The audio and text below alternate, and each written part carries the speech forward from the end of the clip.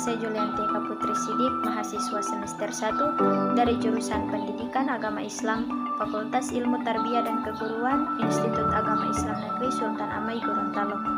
Baiklah, di sini saya akan membawakan satu cerita rakyat dari Provinsi Sulawesi Selatan dengan judul Putri Tandampalik. Pada zaman dahulu di Sulawesi Selatan terdapat sebuah kerajaan yang bernama Kerajaan Luwu. Kerajaan tersebut dipimpin oleh seorang raja yang bernama Labu Satana Datu Maongge atau lebih dikenal dengan nama Datu Luwu. Ia sangat arif, bijaksana, dan gagah perkasa. Karenanya, rakyat di negeri tersebut hidup makmur. Datu Luwu mempunyai seorang putri yang sangat cantik dan ramah. Putrinya tersebut bernama Putri Tandampalik. Kecantikan dan budi pekertinya yang baik membuat ia terkenal hingga ke pelosok negeri. Kabar itu pun terdengar sampai ke telinga Raja Bone. Raja Bone memiliki seorang putra yang gagah dan tampan. Meskipun seorang putra mahkota, tutur katanya baik dan sopan. Raja Bone bermaksud meminang Putri Tandampalik untuk putranya. Ia mengutus rombongan perwiranya menuju Kerajaan Luwu. Beberapa hari kemudian datang utusan dari Kerajaan Bone untuk meminang Putri Tandampalik. Mereka datang dengan sangat sopan dan ramah.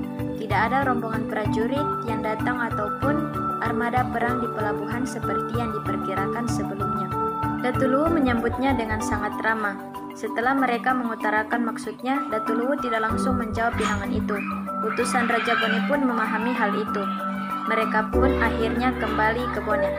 Keesokan harinya, Putri Tandampalik jatuh sakit. Sekujur tubuhnya mengeluarkan cairan kental menjijikan yang berbau anyir. Tapi istana tidak sanggup menyembuhkan Putri Tandampalik. Semakin hari penyakit Putri Tandampalik semakin parah. Jika tidak segera diasingkan, seluruh rakyat Luwu akan tertular. Datu Luwu pusing dibuatnya. Ia berpikir keras. Setelah beberapa saat berpikir, akhirnya ia menemukan cara agar rakyatnya tidak tertular penyakit putrinya. Pergilah Putri Tandampalik ke pengasingan bersama pengikut setianya. Sebelum pergi, Datu Luwu memberikan sebilah keris pusaka kepada Putri Tandampalik. Berbulan-bulan sudah Putri Tandampalik dan pengikut setianya berlayar. Tibalah mereka di sebuah pulau yang subur dan berhawa sejuk, lalu mereka menepi. Di sana salah seorang pengikut Putri Tandampalik menemukan buah wajo. Akhirnya daerah itu diberi nama Wajo. Mereka mulai membangun gubuk-gubuk kecil sebagai tempat untuk tinggal.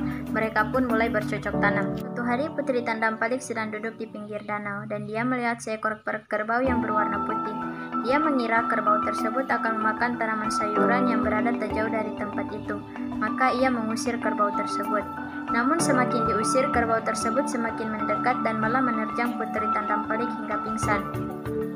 Ketika siuman, Putri Tandampalik sangat kaget ketika melihat kerbau tersebut sedang menjilat seluruh tubuhnya yang mulai membusuk. Setelah berulang kali dijilat oleh si kerbau bule, penyakit di tubuh Putri Tandampalik berangsur-angsur sembuh dan mulai mengering, sehingga tidak meninggalkan bekas sama sekali. Karena jasanya ini, kerbau bule tersebut dikeramatkan dan tidak boleh disembelih. Pada suatu malam, Putri Tandampalik bermimpi didatangi oleh seorang pemuda yang sangat tampan. Pemuda itu mengatakan bahwa dia adalah jodoh Putri Tandampalik.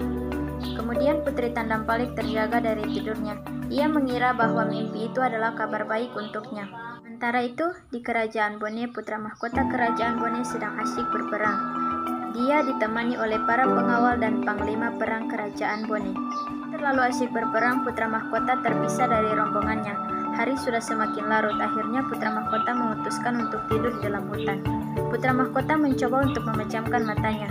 Namun suara-suara hewan malam sulit untuk membuatnya tertidur. Kejauhan putra mahkota melihat seberkas cahaya dari sebuah perkampungan. Bergegas ia menuju ke perkampungan itu. Ketika sampai di perkampungan tersebut, hari sudah sangat larut.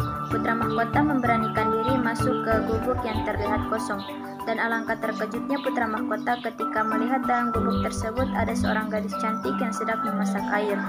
Gadis cantik tersebut adalah Putri Tandampalik. Rasa dan mengawasinya, Putri Tandampalik menoleh ke belakang, dan betapa terkejutnya ia ketika melihat pemuda itu adalah pemuda yang sama seperti yang berada di dalam mimpinya. Akhirnya mereka berkenalan. Melihat tutur kata putra mahkota yang sopan dan lembut membuat Putri Tandampalik kagum dan tertarik. Begitupun dengan kecantikan dan kelembutan Putri Tandampalik membuat putra mahkota jatuh hati. Di harinya, panglima perang Kerajaan Bone beserta para pengawal yang merasa kehilangan tuannya sangat lega ketika menemukan putra mahkota berada di desa itu. Putra mahkota pun kembali menuju kerajaan. Berpisah dengan Putri Tandampalik, putra mahkota jadi gundah. Ia sangat merindukan Putri Tandampalik. Ingin rasanya tinggal di desa Wajo bersama dengan Putri Tandampalik. Lima perang yang memperhatikan gelagat putra mahkota yang tidak seperti biasanya, kemudian menceritakan kejadian di desa Wajo kepada Raja Bone. Setuju untuk menikahkan putra mahkota dengan Putri Tandampalik. Lalu dikirimlah utusan ke desa Wajo untuk meminang Putri Tandampalik. Tibanya utusan tersebut ke gubuk Putri Tandampalik, pinangan itu tidak segera diterima. Putri Tandampalik hanya menyerahkan sebilah keris pusaka kerajaan Luwu pemberian ayahandanya untuk diberikan kepada utusan tersebut. Putri Tandampalik berpesan agar keris itu dibawa ke kerajaan Luwu. Jika keris itu diterima dengan baik oleh Datu Luwu, maka ia akan menerima pinangan itu. Mengetahui hal tersebut, putra mahkota segera menuju ke kerajaan Luwu. Ia pergi sendiri tanpa ditemani oleh seorang prajurit.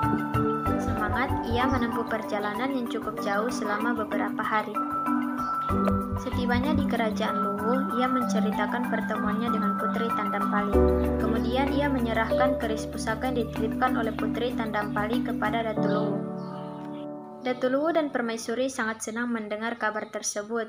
Datu Luwu menerima keris tersebut dengan senang hati. Kemudian pergilah Datu Luwu dan Permaisuri bersama pengawal istana ke desa Wajo.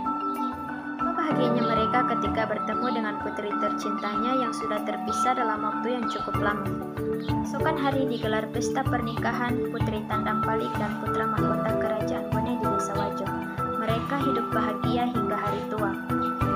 Sikapnya yang tabah dalam menghadapi musibah dan pengorbanannya yang besar membuat Putri Tandampalik semakin dihargai dan dihormati oleh semua orang.